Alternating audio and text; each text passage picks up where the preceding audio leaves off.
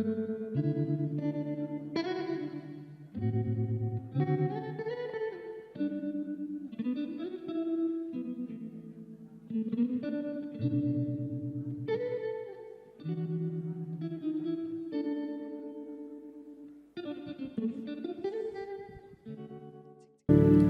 kasih Tuhan. Biar lagu ini menjadi deklarasi kami. Sekali Yesus, selama-lamanya Yesus. Semua diawali oleh Engkau. Dan biar kami mengakhiri semua perjalanan hidup kami bersama Engkau. Terima kasih Bapa. Kembali Tuhan, pengurapan-Mu pada pagi hari, siang hari ini. Biar membukakan mata hati kami. Dan biar Roh Kudus yang bekerja, memberi kami roh pengertian dan kecerdasan secara kerohanian, supaya kami bisa mengerti kebenaran firman-Mu dan mengaplikasikannya dalam hidup kami. Karena kami tahu firman yang kami dengar dan kami lihat, itu akan memerdekakan kami. Mampukan setiap kami Tuhan, untuk bisa menjadi pelaku-pelaku firman-Mu dan menyelesaikan apapun yang menjadi kerinduan-Mu atas hidup kami. Dengan kekuatan darah Yesus yang membuka jalan bagi kami, membebaskan semua yang terbelenggu, yang terikat.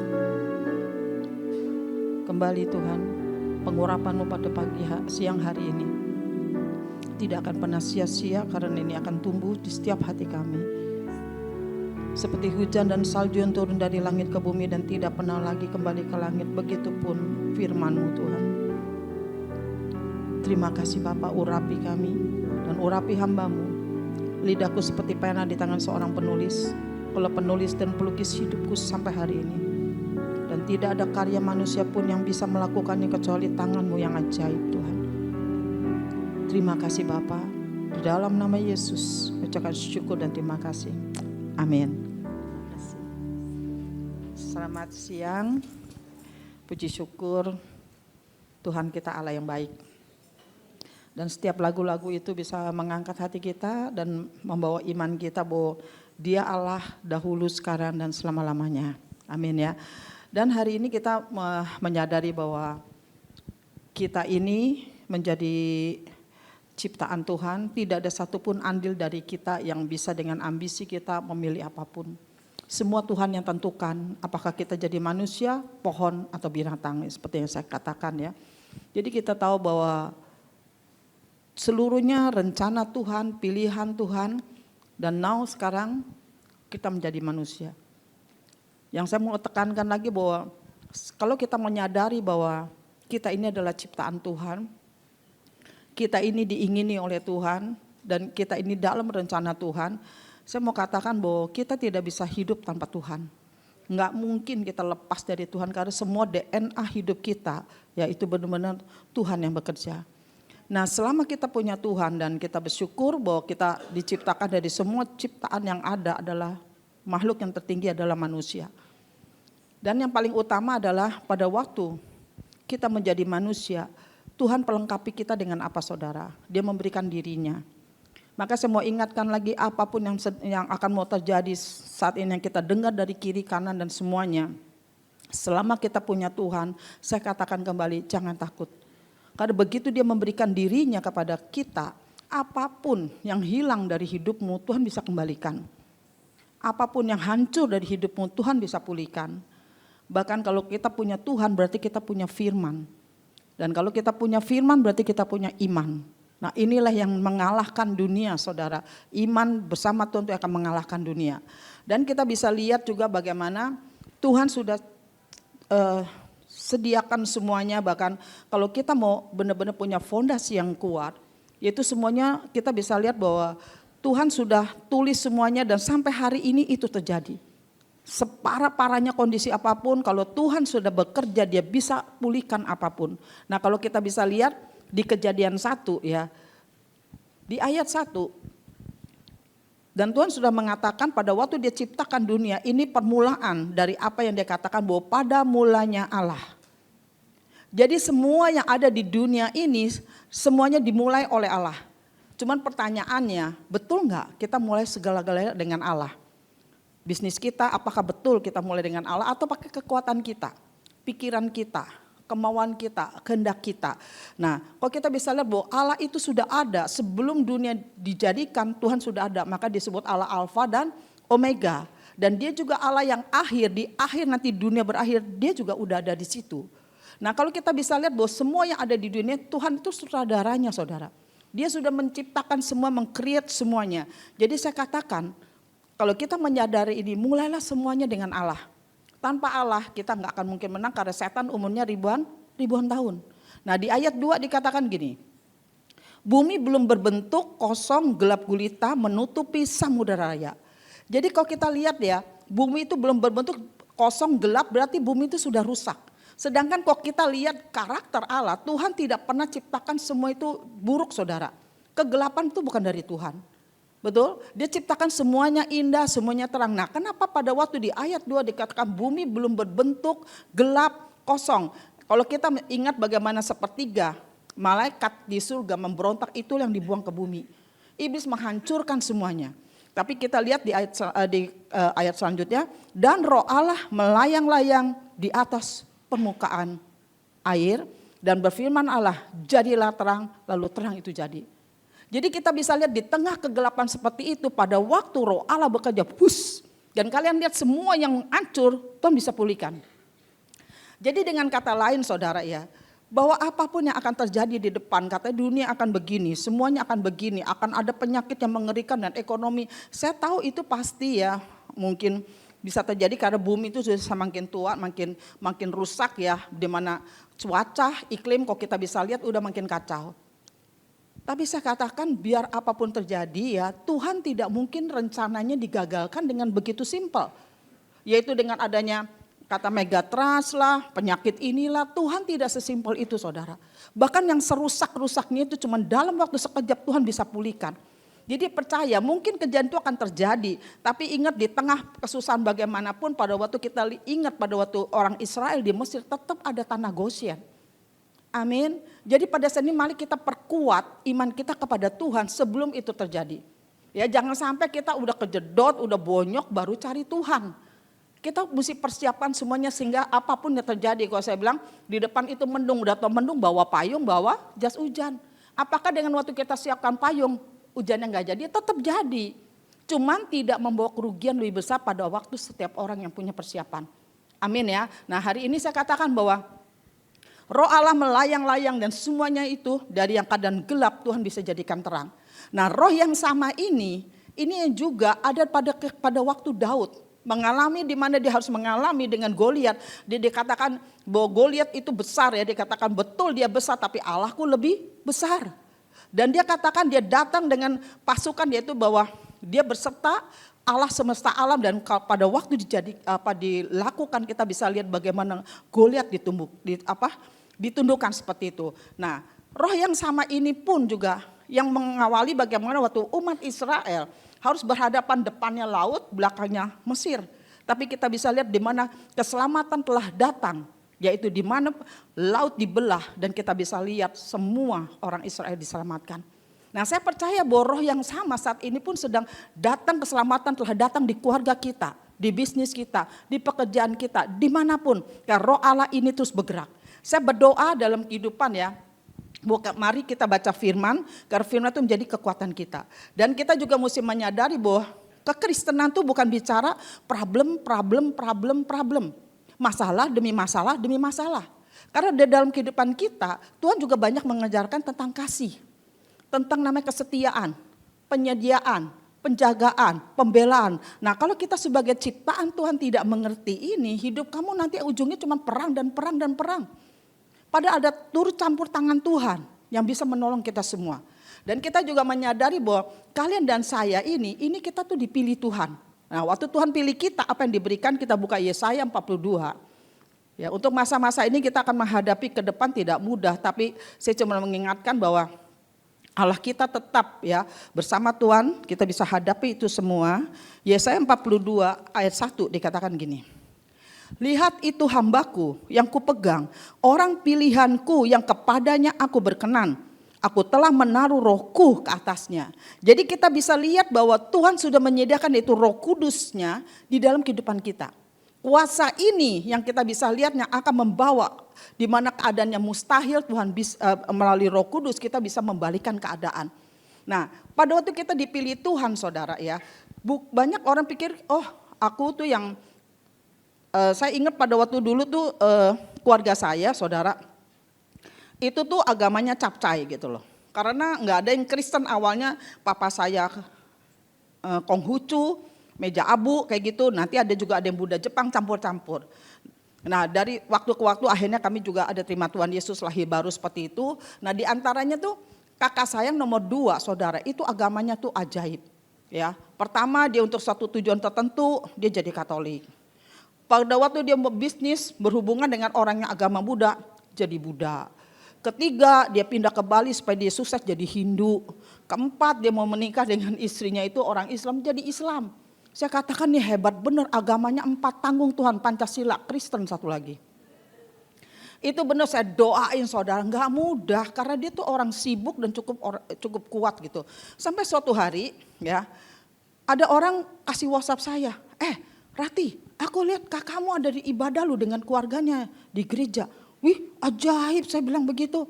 Soalnya kalau ketemu kakak saya kayaknya lebih sulit daripada cari Jokowi, istilahnya kayak begitu saudara. Orangnya sibuk banget. Nah waktu saya lihat, wah, tapi kenapa ini penjaranya kok di gerejanya di penjara? Wah ternyata dia kena kasus saudara, di penjara. Nah tapi buat saya nggak peduli bagaimanapun karena datanglah kepadaku yang letih lesu beban berat, Tuhan akan memberikan kelegaan. Jadi Tuhan tidak keberatan latar belakang kita seperti apa, ya model kayak saya kalau nggak kepepet nggak mungkin cari Tuhan. Kayak saya sibuk bisnis saudara, saya kalau nggak kena utang 3 juta US nggak mungkin cari Tuhan. Karena sibuk bisnis. Nah jadi waktu kakak saya seperti itu saya nangis, saya langsung berlutut loh, saya angkat tangan itu pagi-pagi tuh jam 10 ya seperti itu. Tuhan terima kasih akhirnya doaku dijawab, kakakku yaitu mencari engkau. Kakakku memilih engkau. Begitu ngomong gitu saya dengar audible Tuhan ngomong, bukan dia yang mencari aku yang cari dia. Amin. Karena tidak ada kekuatan manusia yang bisa cari Tuhan saudara. Betul, kalau bukan Tuhan. Nah di situ saya nangis dan di situ saya terharu betapa Tuhan tuh begitu humble. Siapakah kita manusia yang mau dicari Tuhan? Betul, kita sibuk dengan dunia tidak ada nilai-nilai tapi dia mencari kita. Dan saya percaya apapun yang Tuhan cari yang di tangan dia tidak ada satupun dunia yang bisa mengambilnya. Amin. Nah disitulah saya berdoa, saya bersyukur dan akhirnya karena memang pelayanan saya adalah saya banyak pelayanan penjara seluruh Indonesia. Jadi waktu saya tahu dia penjara ya saya kunjungin. Nah pada waktu kunjungin saya khotbah seperti itu dan waktu saya turun saya tantang dia akhirnya dia lahir baru. Amin ya. Jadi Tuhan tuh begitu luar biasa. Nah kita lihat di Yohanes ya bagaimana betul itu firman-Nya ternyata ada bukan kita yang pilih Tuhan ya tapi Tuhan yang pilih kita. Yohanes 15 ayat 16 dikatakan begini. Bukan kamu yang memilih aku tetapi akulah yang memilih kamu.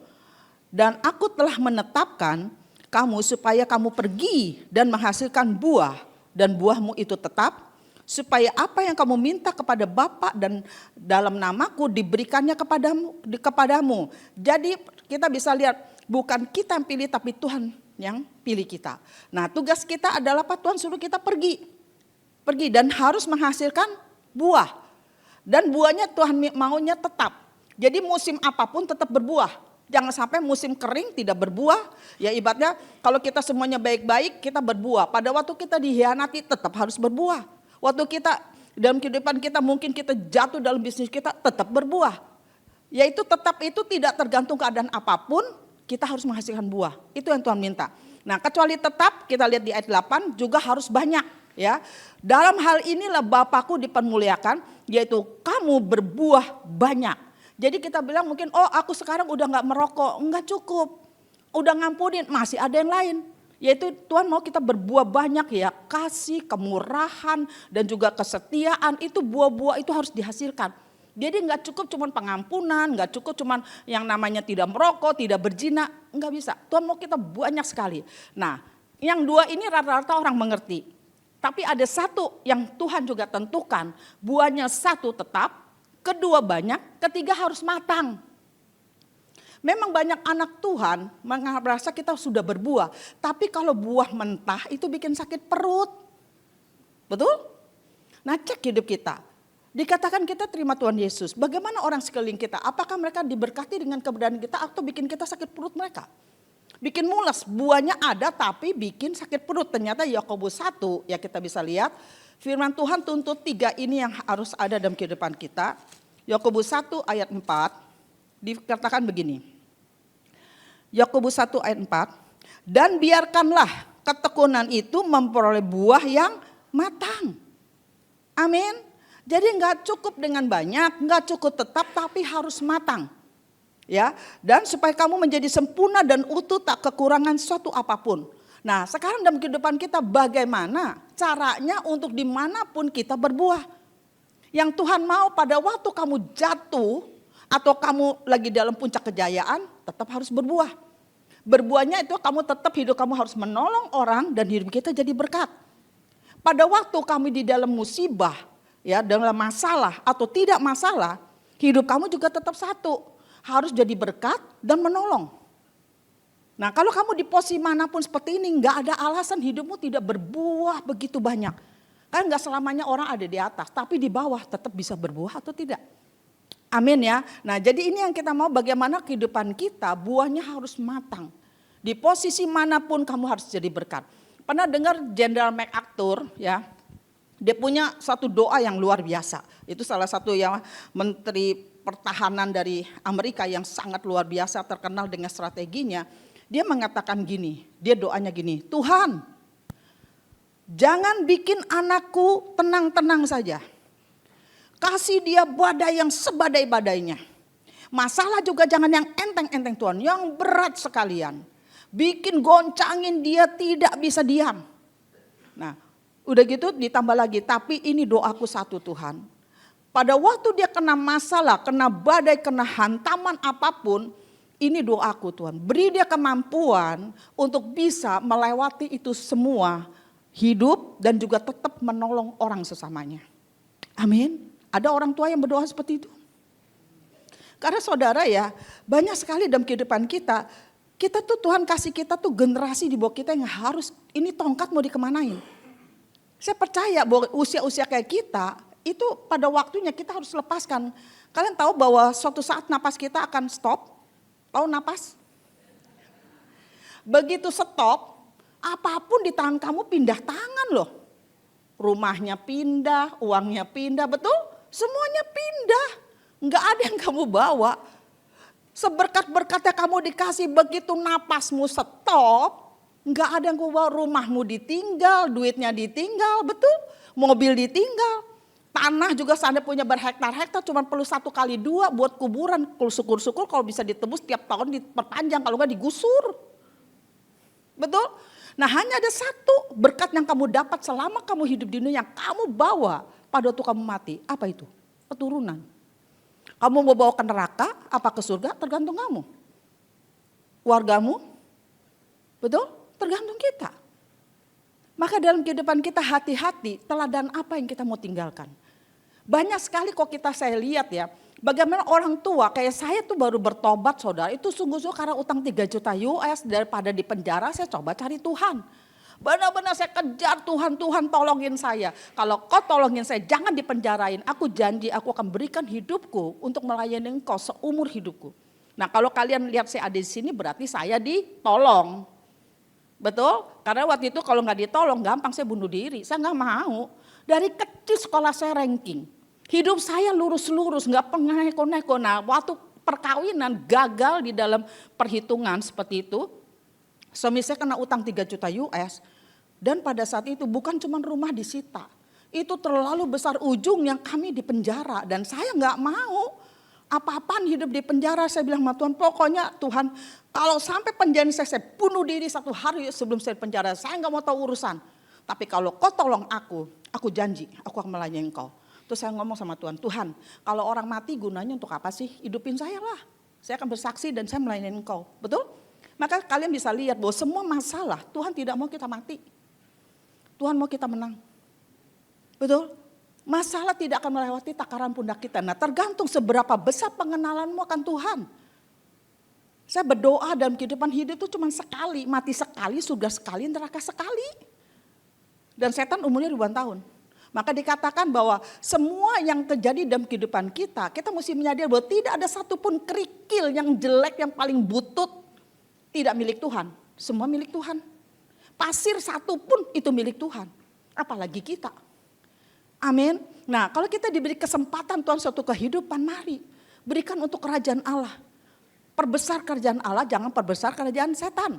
Nah, kebanyakan waktu kita di generasi di bawah kita suka miss. Pertama kita kejar Tuhan dan kita merintis sampai kita masuk di dalam panggilan, tapi pada waktu mendidik ke bawah kita lupa. Ya, mungkin waktu kita merintis bisnis mesti berdarah-darah, saudara, door to door, berjuang begitu sampai akhirnya kita mapan.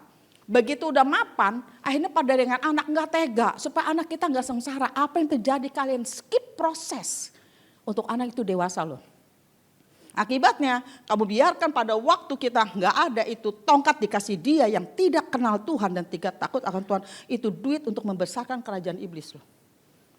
Amin. Jadi saya berdoa, mari yakin nggak bahwa orang di bawah kamu ini akan meneruskan apa yang sudah kamu rintis.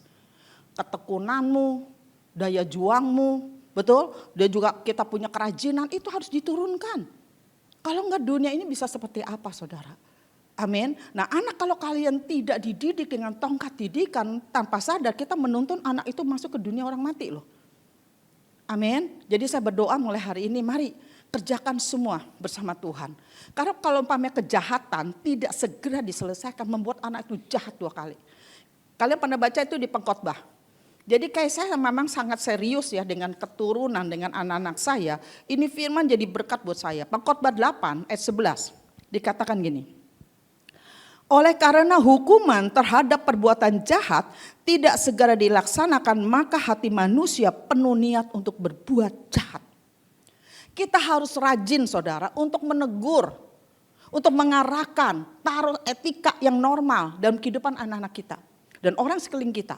Maka di dalam kehidupan saya juga punya staf banyak saudara. Tapi kenapa saya harus kuasai pembukuan? Saya mesti kuasai dengan semua bisnis. Karena apa? Saya nggak mau di dalam pelayanan saya melahirkan Yudas-Yudas karena banyak yang nipu. Betul? Membuat dia korupsi seperti itu karena apa? Karena kita nggak teliti. Makanya saya dalam hal yang namanya pelayanan saya mesti detail, betul nggak itu pengeluaran? Bonnya mana? Tanda tangannya mana? Saya nggak mau nanti ujungnya akhirnya saya menciptakan pelayanan tapi semuanya adalah generasi Yudas. Gawat saudara. Amin ya. Nah begitu pun juga dengan kita. Anak-anak kita betul nggak kita latih? Betul nggak kita arahkan mereka dengan integritas? Karena nanti sesudah ke depan saudara ya. Bahwa hidup di dunia itu nggak selalu mesti kita kerja dan baru kita bisa hidup, baru dapat upah. Saya sejak tahun 97, 98 saya keluar dari bisnis saya, warisan semua saya tinggalkan. Saya cuma bawa Alkitab, saya tantang karena masalah saya kan diberesin Tuhan 3 bulan. Di mana kami bisa jual di tanah di Pelabuhan Ratu, utang 3 juta US itu dibereskan Tuhan dalam waktu 3 bulan. Waktu saya bisa jual tanah di Pelabuhan Ratu di Krismon ya, dan saya dapat komisi persis 3 juta US. Pertama kali mata saya terbuka bahwa ada kekuatan Tuhan yang bisa menyelesaikan semua hal. Nah, sejak tahun 98 sampai sekarang 2024 saya udah gak bisnis lagi saudara. Saya penuh pelayanan full. Ya sekarang ini dipercayakan ya, itu pelayanan di Tanah Merah. Gereja kami adalah banyak di situ pemulung, buruh cuci, supir angkot ya di daerah Tanah Merah. Nah di situ juga pelayanan membuat dapur umum, memberi makan 150 orang tiap hari. Jadi 1 minggu 750, 1 bulan saya memberi makan orang 3.000 orang. Nah di situ saya merenovasi rumah orang miskin, juga ada rumah duka di situ, pelayanan penjara seluruh Indonesia dan panti asuhan dan sekolah. Nah dengan kondisi seperti ini saudara, itu saya nggak kerja, tapi bagaimana saya bisa cukupi? Saya cuma ngomong gini, tentara tidak ada yang perang pakai uang sendiri. Kalau saya disuruh Tuhan yang bayar, cukup tuh sampai hari ini. Amin. Karena di dunia ini ya, pada waktu kita nggak ada pekerjaan, orang udah takut, yaitu nggak dapat upah. Kalian mesti menyadari dunia ini ada satu, yang dikatakan kita tidak hidup melulu dari upah, tapi ada satu namanya jenisnya apa? Berkat dari Tuhan. Biarpun kamu nggak ada pekerjaan, kamu nggak digaji, asal kamu berkatmu banyak, nggak jadi masalah. Amin. Karena bagaimana untuk kita bisa hidup diberkati oleh Allah, hidup dengan integritas yang tinggi. Hidup dengan kesetaraan dengan Allah. DNA kita harus menyatu dengan Tuhan. Nah, kalian bisa lihat Tuhan bisa cukupkan semuanya.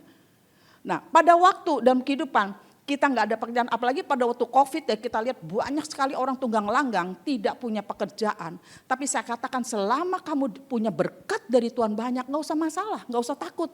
Nah, saya memang udah nggak ada pekerjaan sejak tahun 98 secara dunia, tapi saya pelayanan ya pelayanan saya itu banyak orang-orang miskin.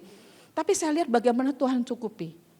Karena di dalam kehidupan saudara ya, namanya berkat nggak selalu bentuk uang. Setuju? Sehat. Nah, saya sejak tahun 97, 98 saya bertobat, nggak ada catatan dokter tuh. Karena Tuhan mengatakan dengan bilu-biluku kamu sembuh. Penyakit salah kejepit saya yang udah 10 tahun saya geluti, cuman tumpang tangan, kesembuhan terjadi. Kenapa? Suara Tuhan adalah hukum yang tertinggi. Pada waktu suara Tuhan diluncurkan ke tubuh saya, bukan saya orang hebat, tapi tubuh ini harus tunduk karena itu suara Tuhan. Jadi kalian mesti mengerti ada satu sisi di dunia ini, karena tubuh kita terdiri jasmani dan rohani. Kalau jasmani kan kita udah tahu harus rajin, excellent spirit, ketekunan supaya kamu bisa bekerja dan dapatkan upah yang besar. Ya, nah tapi sisi rohani ini juga kamu harus kerjakan. Kalau enggak kehidupan kamu ya seperti dunia. Kamu enggak akan pernah, dunia itu mengatakan you do something to get something ya. Kamu mesti lakukan sesuatu baru dapat, itu namanya Taurat. Tapi kamu mesti mengenal ada sisi kasih karunia. Tuhan berikan itu untuk kita. Kasih karunia adalah di mana orang itu berjalan dengan kemampuan Tuhan. Tapi banyak sekali anak Tuhan yang tidak bisa menikmatinya. Kenapa? Dia enggak mau. Dia tidak mau pakai kekuatan Tuhan, tapi pakai kekuatannya sendiri. Nah, yang namanya berkat kayak anak waktu saya mulai pelayanan ya, selama sampai hari ini, yaitu nama berkat yaitu suami saya bertobat, itu berkat, saudara. Amin. Mertua saya ikut Tuhan, itu berkat. Anak saya di Singapura dapat beasiswa, itu berkat. Di Amerika dapat beasiswa, itu berkat. Amin. Nah, berkat itu tidak melulu bahwa kita harus kerja di dunia. Nah, bagaimana untuk kita bisa hidup dalam berkat Tuhan? Hidup kita harus tulus, ikhlas, mengampuni, ikhlas. Bekerja pun harus ikhlas. Nah, banyak orang rajin betul tapi nggak ikhlas, saudara. Itu yang membuat apapun yang dikerjakan tidak ada feedbacknya sama sekali. Nah, dalam kehidupan ini yang saya jalankan, saudara, bagaimana Tuhan itu dia berkati saya, utang saya diberesin 3 bulan, penyakit saya langsung disembuhkan bulan itu juga, dan keluarga saya dipulihkan. Karena suami saya kan yang saya katakan dia jatuh dalam perjinahan 17 tahun. Tapi tahun 97 pada waktu sama-sama karena utang itu di mana kami lewati ya. Nah, di dalam kehidupan saya bersyukur pada waktu itu terjadi, saudara, dia kena utang 3 juta US. Dunia mengatakan suruh ceraikan dia. Saya katakan tidak. Apa yang dipersatukan Tuhan tidak boleh ceraikan manusia. Kalau saya mau cerai dari dulu aja nyerah, udah 17 tahun babak belur nyerah saya nggak bisa. Paling pindah kapling. Nah, disitulah nekat saya seperti itu, dan disitulah akhirnya kami sama-sama mencari Tuhan. Nah, tahun 97 akhirnya Tuhan beresin utang dan kami mulai pelayanan sampai akhir hidup beliau. Ya, dia dikenal sebagai hamba Tuhan. Ya, nah jadi kita bisa lihat di dalam kehidupan pada waktu kita terima Tuhan Yesus, mestinya hidup kita berubah. Betul? Sebelum ikut Tuhan hutang, sesudah ikut Tuhan hutang. Buat apa punya Tuhan? Betul? Sebelum ikut Tuhan sakit-sakitan, sesudah ikut Tuhan tetap sakit. Halo, di mana Tuhannya? Sebelum ikut Tuhan keluarga berantakan, suami istri berantem, perjinahan, entah orang tua berantem sama anak. Sesudah ikut Tuhan tetap aja seperti itu. Buat apa punya Tuhan? Setuju? Karena pada waktu kalian terima Tuhan Yesus, apa sebetulnya yang terjadi? Kita buka di Yeremia 33. Ini yang mestinya terjadi dalam kehidupan anak-anak Tuhan. Ini ada berkat paket keselamatan yang begitu kalian dapat, mestinya ini terjadi. Dan itu terjadi dalam hidup saya, saudara. Baru saya berani ngajar. Yeremia 33 ayat 6. Ya, pada waktu kamu terima Tuhan Yesus, di ayat 6 dikatakan ini, sesungguhnya aku akan mendatangkan pada mereka kesehatan. Jadi kalian bisa lihat kesembuhan, betul? Kedua dikatakan kesembuhan. Sembuh dari apa? Sembuh dari ekonomi yang parah, sembuh dari keluarga yang berantakan. Amin. Nah, disembuhkan Tuhan, dan aku akan menyembuhkan mereka dan akan menyingkapkan pada mereka kesejahteraan dan keamanan yang berlimpah-limpah, prosperity dan security. Itu mestinya kalian terima. Saya tuh waktu baru lahir, baru kan keluarga saya nggak ada yang Kristen, saya pikir itu semua orang terjadi. Utang diberesin 3 bulan, penyakit disembuhin, suami balik. Dan saya pikir, dan sejak itu kan kalian tahu aku punya kehidupan doa pagi, baca firman, mesbah keluarga. Saya pikir orang Kristen semuanya begitu. Begitu udah jalanin, enggak semua seperti itu. Nah, jadi dalam kondisi seperti itu benar-benar, sedangkan utang suami saya bukan cuma 3 juta ya, nanti kena lagi pajak 1,8 M, kena karena komisi, kena pajak dividen 30%, kena lagi apartemen, kena lagi pabrik, kena lagi giro kosong, ngadepinnya grup Bimantara, Hercules, coba deh hadapin yang gede-gede kayak gitu. Nah, dalam kehidupan saya sejak saya kenal Tuhan, saya tahu masalah saya dunia udah nggak bisa bantu. Itu cuman welcome-nya, welcome drink-nya 6 miliar, sisanya tuh rentetannya. Nah, jadi dalam kondisi seperti itu saudara, saya cuma mengandalkan firman Tuhan. Saya cari Tuhan, bagaimana Tuhan bereskan. Nah, keamanan prosperity, kalian bisa lihat itu kalau ngadepin grupnya Hercules, kalau pada pemerintah masih sopan-sopan. Tapi grupnya mereka nggak ada mainnya apa, debt collector. Pernah dikunjungin debt collector? Halo, jauh-jauh ya, amit-amit. Nah, saya tuh, dia bilang kalau kamu nggak bayar, saya taruh debt collector. Waduh, lumayan kalau rumah saya digedor-gedor tiap siang, tiap pagi kan muka kita merah saudara, sama tetangga ngutang nggak bayar, betul? Tapi di situ saya lihat bagaimana, saya nggak ngapa-ngapain, tapi saya bilang, udah Tuhan diurusin, memang saya juga nggak tahu ada jalan gimana. Karena pada waktu saya bertobat, saudara, saya tidak mau minta uang pada orang tua saya. Papa saya raja karet sejauh barat. Kalau saya minta tolong bisa, tapi saya dewasa, itu kan urusan sendiri, jadi saya nggak mau kaitkan seperti itu. Ya begitu bertobat, namanya saya udah tinggalkan semua bisnis, ya saya pelayanan bantuin hamba Tuhan jual kaset. Tiap pagi, tiap sore ngedit kaset, jualan kaset, ngitung duit, nyetor duit, begitu aja. Nah saya nggak tahu pada waktu debt collector katanya datang ke rumah saya kagak tahu. Dan akhirnya waktu saya ketemu, dan utangnya diberesin dengan apa nanti ada cerita sendiri, di mana saya temui pemimpinnya seperti itu. Dan di situ saya banyak bicara seperti itu, dan benar ya dia kutuk, dia gubrak meja kalau kamu nggak bayar bla bla bla begini. Nah tapi dengan anugerah Tuhan saudara, di mana saya ngomong, waktu dia marah-marah itu saya diam aja, kayak saya tahu memang suami saya salah ya, dia ngutang sebegitu besar. Dan akhirnya saya bilang, Bapak kalau Bapak mau duitnya dikembalikan 250 juta ya, Bapak cabut itu kutuknya. Nggak mungkin orang yang Bapak kutukin ini bisa balikin duit 250 juta Pak, nggak mungkin, tolong dicabut dalam nama Yesus. Saat itu, dan saat itu saya berdiri dan saya peluk dia, ampuni apa yang suami saya lakukan. Tapi saya akan coba, dan dia udahlah nggak usah bayar, suruh pergi aja. Kalian tahu satu nilai pelukan saya 250 juta lunas. Amin. Kalau bukan Tuhan nggak mungkin. Nah dia saksikan gini, kamu tahu nggak? Debt collector saya kirim ke rumah kamu, dia lapor ke tempat kami. Saya bingung nih, keluarga nggak bisa diapa-apain. Padahal saya nggak ngapa-ngapain, jualan kaset siang malam. Jadi kalian bisa lihat security.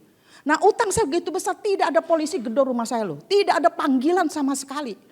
Semua pada waktunya Tuhan beresin dengan cara ajaib. 1 tahun beres senilai 10 miliar itu 5 juta US. Dolar dulu masih 2.000, sekarang 15.000 ya, kalian aja. Amin. Jadi kalian bisa lihat, itulah yang Tuhan kasih, yaitu kelimpahan dan security. Sampai hari ini. Saya pelayanan penjara seluruh Indonesia. Orang bilang, Ibu Rati nggak takut yang masuk penjara? Saya bilang, takut apa? Di dalam banyak polisi. Memang khotbahnya di depan napi, tapi polisinya banyak. Saya nggak usah takut, kadang-kadang cuma berdua sama saya punya pembantu. Nggak ada yang nemenin. Nah, ada rasa damai dalam kehidupan, nggak takut hadapin apapun. Amin ya. Nah, janji paket kedua adalah ayat 7. Aku akan memulihkan keadaan Yehuda dan Israel dan akan membangun mereka seperti dahulu. Ada destiny ulang yang Tuhan kasih pada waktu kamu terima paket keselamatan. Panggilanmu ditulis kembali oleh Tuhan. Nah, kalau kalian lihat saya ada di sini, inilah panggilan hidup saya. Nah, kalian bisa lihat bahwa pada Tuhan mau dalam kehidupan kita itu dibawa dari zona nyaman, ya, dimasukkan ke zona kekuatan.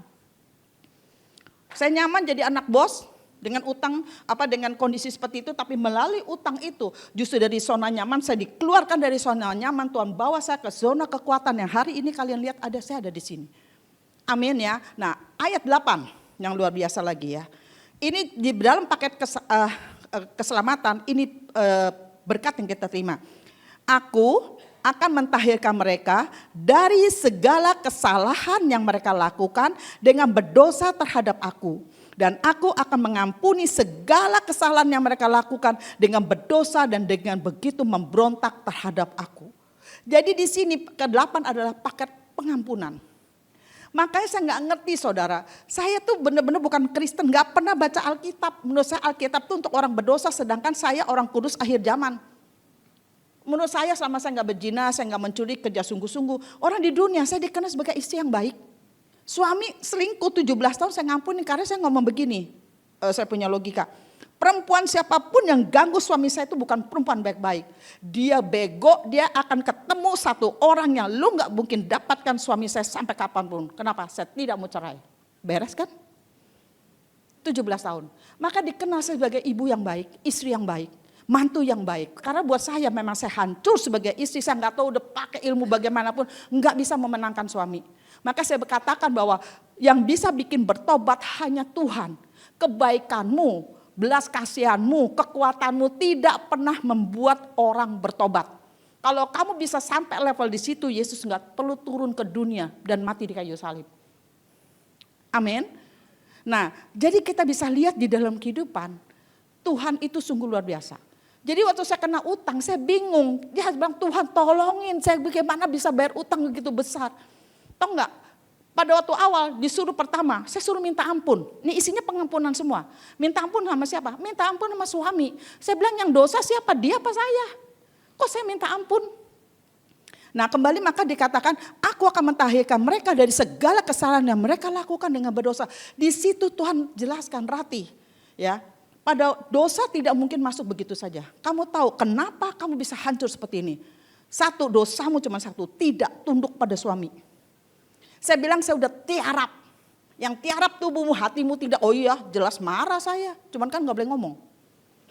Nah disitulah Tuhan mengatakan detik kamu tidak tunduk pada suami, kamu membuka pintu alammu terbuka lebar. Kutuk ini masuk dari sini. Kehancuran keuangan, ekonomi, kesehatan semuanya hancur pada waktu tidak tunduk pada suami. Nah di situ kalian bisa lihat bahwa dosaku diampuni Tuhan. Saya minta ampun sama suami. Udah selesai gitu Tuhan suruh bawa saya kemana? Ke pejabat. Pejabat apa? Suruh minta ampun. Loh, mestinya dia, kenapa saya? Nah, tapi ternyata saya baru mengerti bahwa di dalam kondisi peperangan seperti itu, Tuhan pasti taruh pion yang paling tepat. Nah, kalian tahu perempuan memang tenaga kalah, tapi mulut kita bisa ngomong dengan hikmat loh.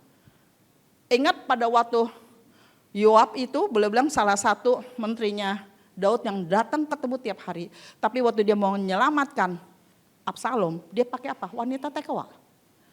Nah saya juga gak ngerti, begitu saya pergi di pejabat itu, langsung saya samperin, saya berlutut depan pejabat. Nah pejabat itu langsung kaget, kayak dia tahu saya tuh anak bos, jarang muncul di umum kalau gak penting. Loh kamu kok keluar? Betul Pak, karena atas nama suami saya berlutut di kaki dia. Aku datang untuk minta ampun. Sebagai istri saya nggak bisa jaga suami saya. Bapak percayakan uang begitu banyak yang jujur nyusahin saya. Kenapa nggak pakai jaminan? Karena baik saudara. Dan hari ini saya minta ampun karena suami saya melukai hati Bapak. Nah sebagai ungkapan kesedihan saya. Bukan saya nggak mau bayar Pak. Tapi nilai rumah saya cuman harganya 1,8 M. Itu saya ambil kopinya. Ini sertifikat rumah saya. Padahal Pak, saya masih, ini kan masalah belum meledak ya. Semua teman saya, pengacara, hakim udah siap di belakang saya. Masalahmu gampang, ceraikan suamimu, duit itu rumah jual, duitnya kantong, perusahaan semua jual, duitnya kantongin, biarkan dia masuk penjara paling koruptor 5 tahun. Nanti kalau kamu mau sama dia, kawin lagi. Nah dunia kasih jalan seperti itu. Maka saya katakan, di dalam kehidupan Tuhan tuh begitu adil. Kamu akan sampai satu titik di mana kamu tahu tidak ada kekuatan dunia yang bisa tolong kamu. Nah di situ ada 2 jalan. Jalan Tuhan apa jalan manusia. Jalan manusia gampang, ceraiin, tetap kaya, dia keluar kawin lagi kan beres. Tapi ingat baik-baik, di jalan manusia tidak ada pertobatan. Itu bedanya. Yang membuat kenapa saya kena gini, ada sikap yang salah. Nah kalau pas saya pakai cara dunia, pasti saya lakukan lagi, kurang ajar sama suami lagi, utang lagi. Ngerti maksudnya? Nah di situ sampai, tapi saya protes. Tuhan, enggak saya bilang enggak, tunduknya gimana? Lah di jalan pulang. Jarang pulang. Jadi kalau saya tanya nih genteng bocor, kamu kan yang di rumah, kamu punya duit urusin. Ini uang sekolah mau ditawar berapa? Kamu kan yang punya waktu, kamu punya uang, punya bicara, tawar. Nah, kalau setiap nanya jawab gitu ya udah gak usah nanya, gigi 1, gigi 2 tancap saudara. Ternyata salah, saudara. Nah di situ saya menangis dan saya minta ampun, dan nanti ujungnya kalian bisa lihat bagaimana kami bisa jual tanah di Pelabuhan Ratu. Itu perkebunan karet terbesar, karena papa saya raja karet sejauh barat ya. Itu tanah temannya punya, kongsiannya. Dan saya lihat Tuhan tuh begitu luar biasa ya. Kami dari kecil bergerak di bidang karet ya. Jadi masukin Gajah Tunggal, Bristol, ekspor kemana-mana seperti itu. Makanya pada waktu saya kena masalah 3 juta US, saya disuruh jual tanah perkebunan karet. Ingat pada waktu Yesus mau bayar pajak, dia suruh Petrus itu apa? Nelayan kan? Disuruh tangkap ikan, bukan tangkap singa loh. Kalau tangkap singa perlu waktu lagi, tangkap ikan dunia dia. Nah makanya saya juga disuruh jual kebun karet, jadi tahu channel-channelnya. Tapi kalau sampai ke pemerintah, saya nggak mampu. Itu mainannya besar. Nah pejabat ini yang belas kasihan sama kami, nah saya kasih dan ini ada tanah Pak, coba jualin. Sampai ngomongin, ini Krismon, uang kami sudah habis sama kamu, siapa yang bisa beli? Coba dulu Pak, dia nanti ujungnya yang bawa ke pemerintah Indonesia, PTP Bandung, waktu lihat kebun di Pelabuhan Ratu yang udah 5 tahun coba dijual gak laku. Tapi itu Tuhan tuh bisa bikin jatuh cinta sekejap mata. Bisa itu pejabat jatuh cinta, lihat Pelabuhan Ratu langsung dibeli saudara. Dapat komisi persis 3 juta US. Amin. Itu Tuhan. Jadi kalian harus lihat ada sisi kuasa Tuhan yang bekerja, bukan cuma cara dunia. Nah pelayanan saya saudara kalau mau dihitung, gereja indikasi adalah pemulung, buruh cuci, supir angkot. Itu gereja yang komunitasnya orang di bawah.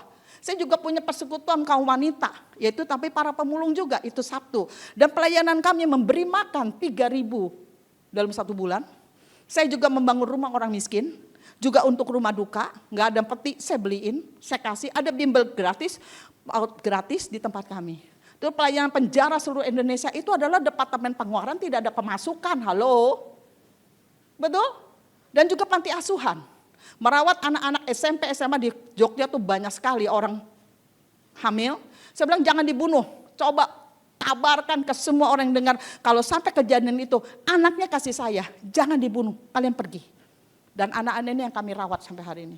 Sekarang puji Tuhan, ya anak-anak para warga binaan yang orang tuanya suami istrinya di penjara, anaknya masih kecil dan wanita kami ambil. Jadi kami rawat seperti itu, dan kami juga punya sekolah. Sekolahnya itu bukan cuma anak-anak yang kami panti asuhan, juga anak-anak yang di bawah gunung yang suka meledak tuh di Kaliurang, gunung apa saya lupa. Itu banyak sekali yang tidak disekolahkan. Kami pakai mobil, kami ambil, kami sekolahkan. Itu 1 bulan saudara, itu kalau nggak 100 juta nggak cukup. Catat ngomong 100 juta duit bukan daun, asli. Sampai hari ini cukup tuh. Kayak saya mau bilang bahwa tentara tidak ada yang perang pakai duit sendiri. Jadi kalian mesti lihat bahwa tidak semuanya harus kerja dan dapat upah. Ada satu namanya perkenanan Tuhan dan blessing Tuhan itu turun sama kita. Amin ya. Nah jadi pengampunan ini saya dapatkan dari pejabat itu, utang saya beres. Udah gitu saya disuruh datang lagi ke papa saya. Ya pada waktu utang itu masih belum beres. Saya datang ke papa saya berlutut depan Pak, saya minta maaf. Kenapa? Kamu minta tolong? Enggak minta tolong. Saya tahu kasus saya udah Bapak tolong ini juga, yang lainnya juga ngerentetnya banyak. Udah kalian minggir. Saya datang ke sini cuman datang minta maaf.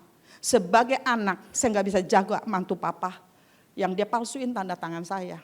Kalau ini sampai diusut dan dituntut, perusahaan Papa bisa hilang. Jadi saya minta Pak minggir semua, coret nama saya dari warisan apapun kaitan perusahaan, keluarkan nama Ratih di situ supaya kalian jangan terikat. Saya berlutut cuma minta ampun. Ternyata kalian tahu bahwa kekuatan yang namanya kekuatan dari kita punya dasarnya keselamatan itu adalah pengampunan. Kamu tidak mau mengampuni, dosamu tidak diampuni. Betul? Nah, kita bisa lihat bagaimana dan aku akan mengampuni segala kesalahan mereka lakukan dengan berdosa, dengan memberontak terhadap aku. Kalau kamu tidak mau mengampuni, berkat yang nomor 6, ya, kesehatan, kesembuhan, prosperity, dan juga security nggak terjadi. Juga berkat yang namanya destiny ulang tidak terwujud karena tidak mengampuni. Pengampun ini kunci untuk kamu menerima seluruh paket keselamatan dan kamu nikmati selagi masih hidup. Amin. Nah, jadi kita bisa lihat ya, kenapa? Kekuatan namanya keselamatan fondasinya Bapak mengampuni melalui pengorbanan Yesus di kayu salib. Pada waktu Yesus naik ke kayu salib, kalian tahu kekuatan darah Yesus itu luar biasa. Darah Yesus ditransfusikan kepada kita. Yang buruk keluar digantikan dengan darah yang agung yang mulia. Amin. Nah cuman kemarin ini saya dibukakan Tuhan salah satu pengertian begini. Kalau kita mau transfusi darah, ya kan darahnya mesti sama dong. Nggak bisa O ditabrak pakai A, mati. Betul? O sama O. Nah, kalau kamu mau darah Yesus ditransfusikan ke kamu, DNA-nya mesti sama. Apa? Pengampunan. Enggak ada pengampunan, darah Yesus enggak akan bisa menebus dosa-dosa kita, membersihkan kita, menguduskan kita. Jadi hari ini kunci untuk kamu hidup kemenangan, DNA-nya harus sama, pengampunan. Amin. Nah dalam kehidupan saya saudara, saya tuh juga enggak ngerti begitu kuatnya powernya pengampunan, Roh Kudus yang tuntun. Yang pernah saya ceritakan pada waktu ini kan saya cerita enak ya, utang 6 miliar, 3 bulan beres. Tapi waktu ngejalanin kagak tahu loh ini berapa tahun bakal terjadi. Jadi buta aja jalan dari hari ke hari. Nah pada waktu terima Tuhan Yesus nggak berarti semua karakter beres, in proses. Betul? Nah jadi saya ingat pada waktu awal pertobatan seperti itu baru pulang dari ibadah. Nangis haleluya, dijamah Roh Kudus, dipenuhi Roh Kudus, masuk ke kamar ya, pulang jam 12 malam. Saya ke kamar, mendadak saya haus mau minum. Begitu saya keluar, suami saya ada di luar. Di pojok dia lagi nelpon jam 12 malam. Kan gak mungkin nelpon sama neneknya saudara, neneknya ada di bawah soalnya, betul? Saya tanya itu siapa? Ditaruh. Perempuan itu lagi. Iya. Kenapa kamu masih cari dia? Saya cuma pengen tahu keadaannya, kan sejak kita bertobat kita gak pernah ke situ. Gak pernah ke situ.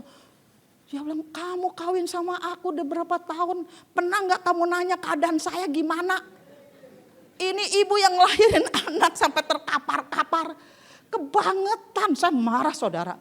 Saya pikir saya tuh orang paling sabar. 17 tahun ngampunin suami, ada yang kuat. Tapi tetap lakukan yang baik. Saya dikenal sebagai istri yang baik. Saya bilang gagal sebagai istri, ya. Tapi saya kan gak perlu gagal jadi ibu yang baik. Mantu yang baik, itu saya dapatkan semua. Jadi nanti pada waktu badai selesai saya dapat semuanya, anak tetap terarah, suami jadi hamba Tuhan, kekayaan gak hilang, ada orang tua semuanya dapat. Makanya ketekunan, kesabaran akan menghasilkan penambahan. Kamu tidak mau dibereskan Tuhan bisa, tapi korban akan terus berjatuhan. Kalau tahun 97 itu saya tidak mengampuni suami, tetap dimenangkan bisa. Mungkin suami saya udah mati di penjara, walaupun utang saya diberesin. Nah kalian tahu pada dalam proses itu anak saya ketiga saya kirim ke Amerika, kena narkoba. Nah kalau saya nggak bereskan, anak saya mungkin mati tuh. Tapi kalian bisa lihat di anugerah Tuhan, dia kembali ke Indonesia dalam 3 hari pulih dari narkoba. Bersentuhan apa? Hadirat Tuhan. Hadirat Tuhan jangan main-main, itu di situ, itu pusat dari semua pemulihan hidup kamu. Amin. Nah dalam kondisi kayak gitu saya bilang, kamu tahu kalau kamu gak mau bertobat, kita habis loh, rumah habis, semuanya habis, gak salah. Udah kena utang ini masih nyari perempuan, ya ampun saya bilang. Kamu ini nantang terus sama saya. Daripada kita hancur semuanya, besok saya mau cerai. Jadi saya katakan bahwa tidak ada manusia di dunia yang punya kesabaran. Yang punya kesabaran hanya Yesus. Amin. Nah hari itu saudara, mestinya kalau saya gertak itu takut nggak? Takut? Enggak takut. Dasar perempuan ngaku salah, nggak ngaku salah, dia banting pintu. Nantang saya banting pintu. Mau cerai. Lu ya mulai besok lu nggak bisa injak-injak gue jamin lu jadi gembel lu begitu gue ceraiin. Dalam hati dia gembel, saya istri gembel saudara. Hati-hati lo dengan keputusan. Nah tapi kembali, Tuhan punya kuasa saudara. Dengan nangis saya berlutut, Tuhan minta ampun, kembali mau berbuat dosa, saya minta ampun dulu, saya minta izin besok mau cerai. Gila nih manusia, bukan manusia Tuhan, binatang aja kalau saya rawat ya itu anjing tuh ya Tuhan. Kalau saya nangis pasti nangis di kuburan, kalau ini saya mati bini mudanya pasti masuk, dijamin Tuhan. Saya ngoceh saudara. Nah ada kondisi kayak gitu, Tuhan ngomong, Ratih apakah engkau mengasihi aku? Tuhan ngomong, mengasihi engkau? Udah habis di dunia Tuhan. Engkau yang mesti ngasih saya. Cintaku sudah habis di dunia terkapar-kapar. Terus Tuhan nanya, apakah kamu mengasihi suamimu? Iya Tuhan, seberapa? Segini. Mana bisa ngampunin orang dosa 17 tahun nih, segini nih selapak tangan nih. Kalau ada lebih gede lagi, lebih gede.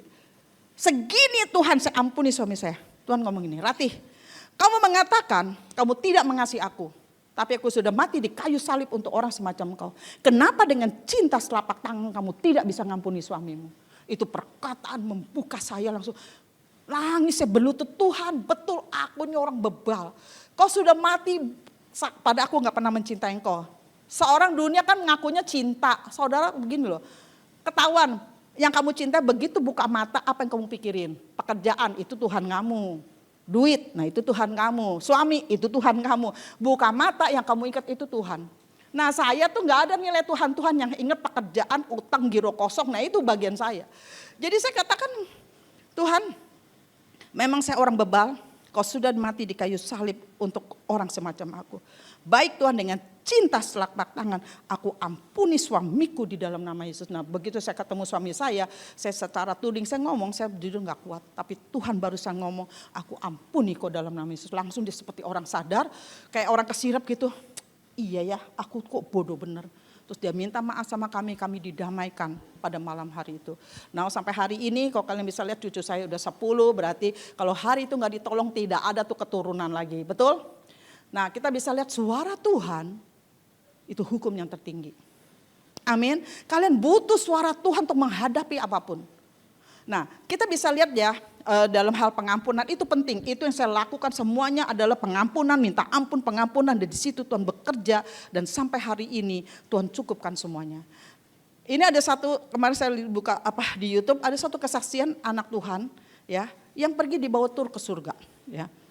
Dia bilang waktu aku naik ke surga, di bawah surga, itu surga bagus bener. Itu ruangannya banyak bener. Satu ruang yang isinya anggota tubuh, jantung, ginjal. Jadi kalau sakit tuh mintanya di situ, betul ya. Nah itu ada ya. Nah ada lagi ruangan lagi yang isinya apa? Perpustakaan. Itu kalau kamu minta remah, pewahyuan, masuk ke situ. Nah ini juga ada satu lagi ruangan, isinya emas, duit, jadi kena masalah masuk situ. Nah dia kunjungi banyak ya ruangan-ruangan, sampai ke satu titik dia lihat ini ruangan kok paling besar, terbesar dari semuanya. Jadi kalau ada umpamanya 10 ruangan, ini gabungan dari 10 baru jadi satu ruangan. Jadi berarti ruangan itu ruangan spesial. Nah di depannya ditulis tuh, di depan pintunya. Ini adalah ruangan senjata Tuhan untuk memproses anak-anaknya, untuk diproses menjadi serupa dengan Yesus dan punya karakter Yesus. DNA Yesus melalui senjata ini. Mau tahu apa di dalamnya? Dia ngomong, isinya apa saudara? Mertua, suami, istri, ipar, bos yang nyebelin. Halo? Itu isinya. Itu tur ke surga tuh isinya begitu, mertua nomor 1 saudara. Nah jadi saya katakan dalam kehidupan saudara ya, Tuhan itu mau kita mengampuni siapapun. Amin. Nah janji Tuhan berikutnya di ayat 9. Ya, dan kota ini akan menjadi pokok kegirangan, ternama, terpuji dan terhormat bagiku. Jadi kalian bisa lihat pada waktu kita terima paket keselamatan, kita terima kesehatan, kesembuhan, prosperity, security, destiny ulang dan juga pengampunan. Hidup kita akan menjadi saksi-saksi hidup yang dipakai untuk kerajaan surga. Amin. Dikatakan menjadi pokok kegirangan, ternama, terpuji dan terhormat bagi Tuhan. Maka saya katakan masalah apapun tidak ada tujuan Tuhan untuk bikin kita mati. Tuhan mau kita hidup dan menyaksikan betapa Allahku hebat. Amin. Selanjutnya, di mana? Di depan segala bangsa. Kalian tahu, orang yang hidupnya benar-benar berkemenangan, ini adalah kalau kita bisa lihat a higher level of spiritual warfare. Pertandingan tingkat tinggi untuk peperangan di dalam alam roh. Di mana perang sudah dimenangkan, nggak usah tengking-tengking lagi. Nggak usah ikat sono, ikat sini, nggak usah lagi. Karena apa? Benar-benar iblis sudah KO di bawah kakinya. Mestinya itu. Betul? Ini adalah tingkat peperangan tingkat tinggi yang kamu tahu hidup orang ini di dalam blessing Tuhan. Hidup orang ini di dalam pengampunan. Hidup orang ini yang dikatakan juga penuh dengan janji-janji Tuhan digenapi dalam hidupnya. Ini adalah tingkat tinggi.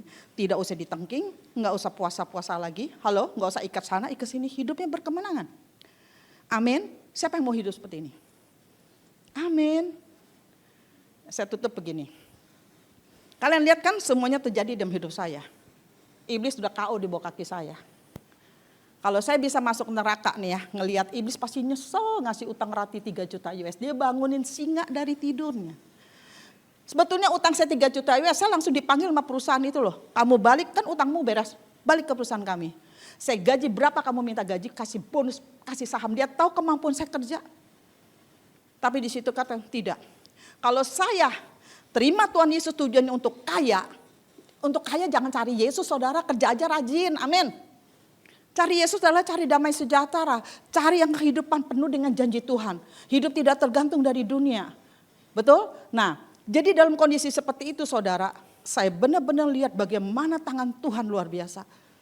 Tuhan berkati kehidupannya. Nah suatu hari, ini baru beberapa minggu yang lalu, ada satu anak muda gini. Saya mau kerja, kalau nggak kerja saya gini-gini, ngotot sekali. Terus begitu kan konseling sama saya, dia gini. Bu Rati, Ibu Rati kan masih muda. Muda bohong, ini udah 66 tahun saudara, cuman gak dipikirin umurnya. Kemampuan saya untuk kerja accounting perusahaan bisa, karena saya juga mengelola semua pelayanan itu dari ujung ke ujung tuh saya manage semua saudara. Memang kemampuan saya adalah memanage perusahaan, pelayanan sama perusahaan sama saudara. Ya, harus ada disiplin, tanggung jawab seperti itu. Ibu kan masih muda, kenapa gak kerja sih? Nggak kerja, emang kenapa kamu suruh saya kerja? Lalu kalau saya kerja nanti saya dapat duitnya buat apa? Buat diperbesar lagi pelayanan ibu. Saya bilang mau mana lagi yang digedein, ini aja udah kagak tidur. Itu yang saya sebutin dari SPJ saudara. Saya bilang begini saya bilang, kamu mau suruh saya kerja supaya dapat duit. Gini ya, yuk kita tantangan. Saya tahu kamu orang berduit. Bapak kamu orang kaya. Nomor 1 saya ngomong, bapakmu orang kaya, kakekmu orang kaya, orang berduit. Apakah pernah membangun gereja senilai 1 miliar? Belum, saya sudah. Tanah merah saudara 1 M. Kedua, saya sebut lagi, pernah enggak ngasih makan 3.000 orang 1 bulan? Belum, saya sudah. Ini enggak kerja loh menurut dia kan. Saya kerja di kerajaan Tuhan. Pernah nguburin orang mati ngasih tanah gratis? Belum kan? Saya sudah. Punya bimbel PAUD gratis nyekolin orang-orang? Belum. Saya sudah. Punya panti asuhan? Belum. Ini kan orang tuamu kaya. Saya sudah. Pernah pelayan penjara tuh kasih makan begitu banyak. Kalau di Nias tuh mainan penapi itu mainnya 400-600 orang. Pernah kasih makan mereka? Belum. Perbedaan, kamu masih kerja di dunia, tidak ada satupun yang dipakai untuk kerajaan Allah. Saya tidak bekerja, tapi semuanya udah nyampe. Amin. Saya cuma mau tantang sama kalian bahwa tidak selalu bahwa kita harus kerja di dunia untuk menjadi berkat bagi kerajaan Allah. Bukankah hidup saya udah sampai level seperti ini? Amin. Enggak kerja di tahun 98 saudara. Ya menurut orang enggak kerja, saya itu nih semuanya saya udah kerja. Kalau ditambah lagi udah enggak tidur, mau tidur di mana saudara? Dari pagi ngurus ini pelayanan, konseling, kemana-mana saya pergi. Bahkan cabangnya udah sampai di Bangka. Ada AOC sana, pelayan penjara juga di sana. Di Jogja udah tersetel seluruh pelayan penjara. Dan saya bilang kalau ditambah lagi mau tidur di mana dan duitnya buat apa lagi, betul? Amin. Setuju bahwa kita bisa hidup dalam berkat Tuhan. Jadi saya mau katakan bahwa mari kejar kesetaraan dengan Tuhan. Dan kamu akan bisa lihat semua janji Tuhan dari 6, 7, 8, 9. Ya, ini digenapi bahwa kita akan menjadi, kota ini akan menjadi pokok kegirangan, ternama, terpuji dan terhormat bagiku di depan segala bangsa di bumi yang telah mendengar tentang segala kebajikan yang kulakukan kepadanya. Bukankah saya ceritakan kalian kebajikan Tuhan? Ya kepada kalian. Lihat kebaikan Tuhan yang Tuhan lakukan dalam kehidupan saya. Ya. Dan juga pada mereka akan terkejut nih musuh-musuh dan gemetar karena segala kebajikan dan segala kesejahteraan telah kulakukan kepadanya. Amin. Jadi kita bisa lihat bahwa hidup yang diberkati ini tidak bicara tentang material saudara. Tapi kamu bisa lihat ada sidik dari Allah dari ujung kepala sampai ujung kaki kita. Itu berkat yang terbesar. Saya berdoa untuk putaran-putaran akhir ini, kejar. Karena itu yang Tuhan sediakan bagi kita. Nikmati paket keselamatan tanpa ditengking, tanpa ikat, semuanya dimenangkan pengampunan. Itu basicnya. Amin ya, kita tutup dengan doa ya. Bapak, kami bersyukur dan terima kasih, kami percaya Tuhan. Pada waktu kami berjalan bersama Engkau, itu akan membungkamkan semua musuh. Musuh akan lari dan setan akan terusir pada waktu kita masuk di level seperti ini. Hidup di mana kita hidup dalam berkat Tuhan. Kita hidup di dalam jalan-jalan pengampunan.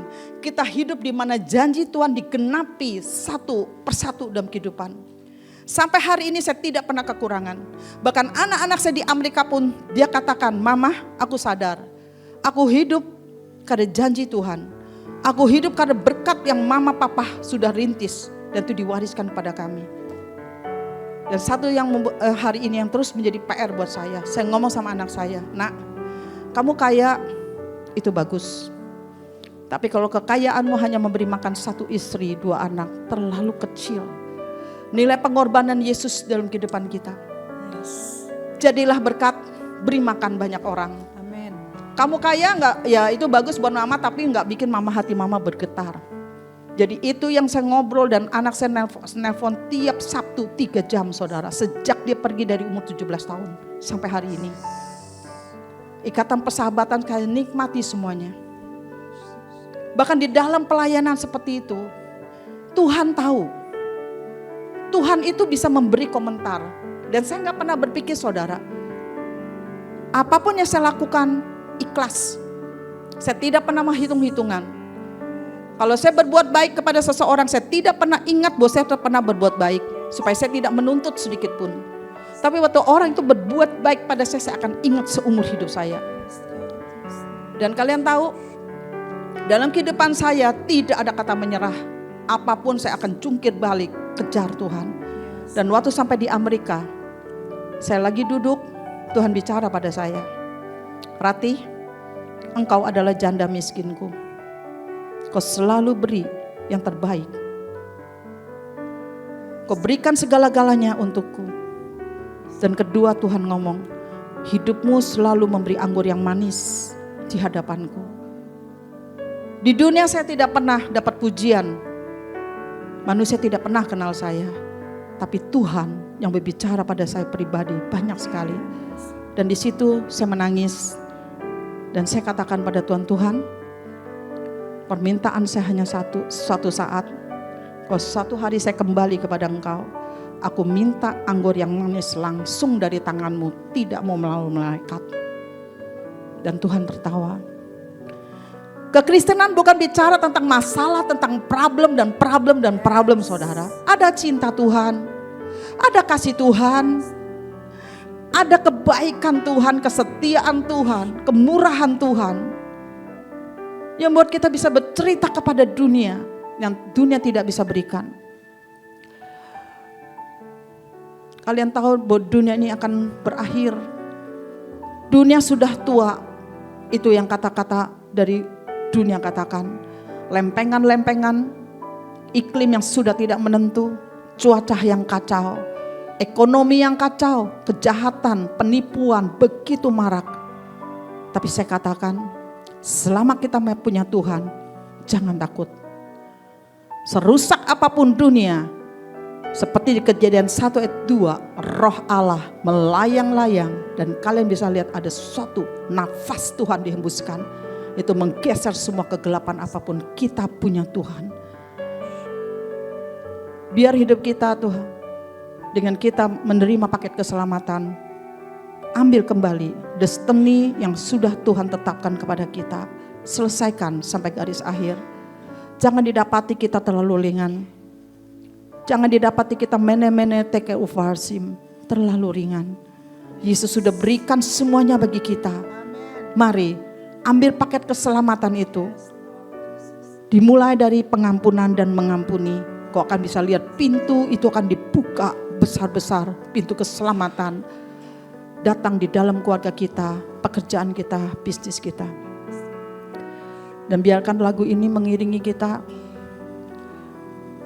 Dia tahu, dia ikuti semua pengarahan untuk hidup kita. Shikara-takara-basi.